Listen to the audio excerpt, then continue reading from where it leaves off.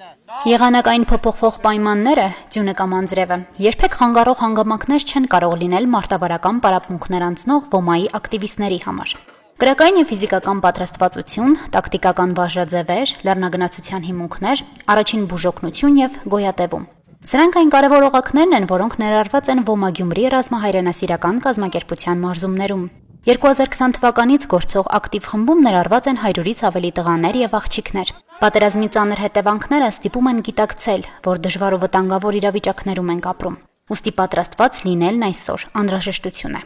Խաղաղ ժամանակները շատ հարաբերական ամիսներ են։ Երևի թե մեծ մասը այդ ռիսկը, այդ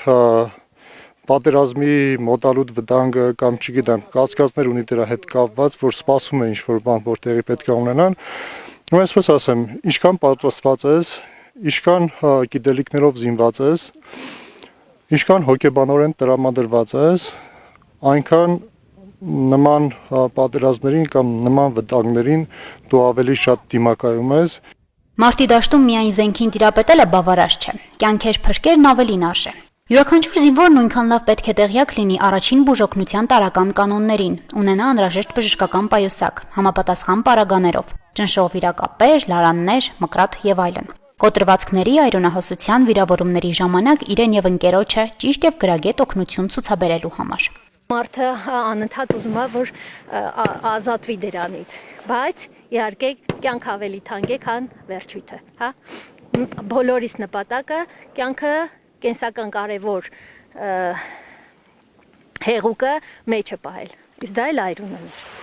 Առաջին բուժօգնության կանոններին միայն պատերազմական իրավիճակներում չէ, որ պետք է տիրապետել, այլ նաև կենցաղում։ Ակտիվ խմբի մասնակիցները մարզումների ժամանակ ծանոթանում են լեռնագնացության հիմնական հիմունքներին, անվտանգության կանոններին, անհրաժեշտ գործիքներին, որոնք պետք են ցանկացած խմբի կամ զորամիավորման տեղաշարժը ապահովելու համար։ Կոփվում են, սովորում ճիշտ գործածել դրանք արդեն բարձր լեռնային պայմաններում ևս։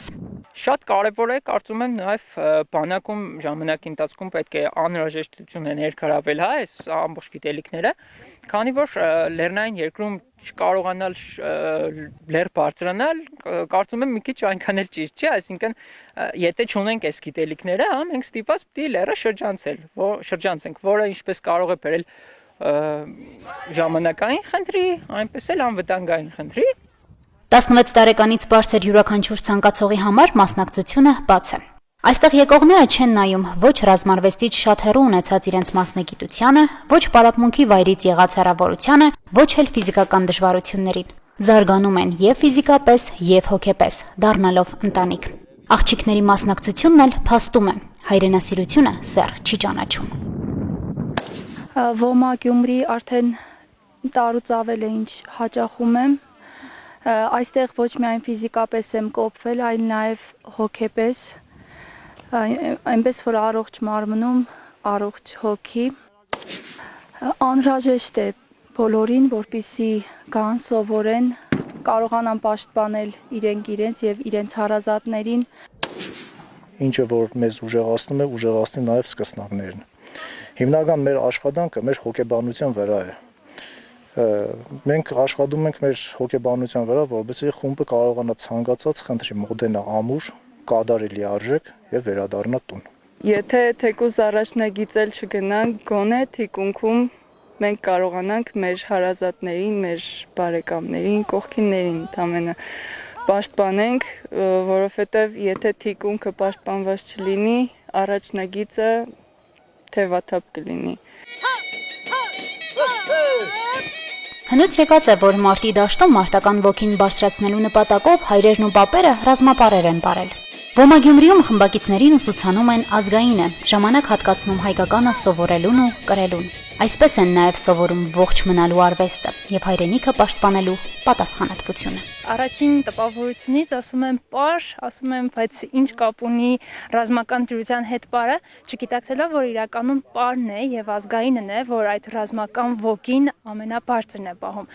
Եվ մեր պատմության ժամանակ շատ դեպքերում այդ պարը, այդ մշակույթն է եղել հենց հիմքը ու պատճառը, որ հայը մեկնի ռազմաճակատ, ունենալով ոգին եւ ունենալով նաեւ պատճառ մարտնչելու։ Շանթ հեռուստաընկերություն, Հորիզոն։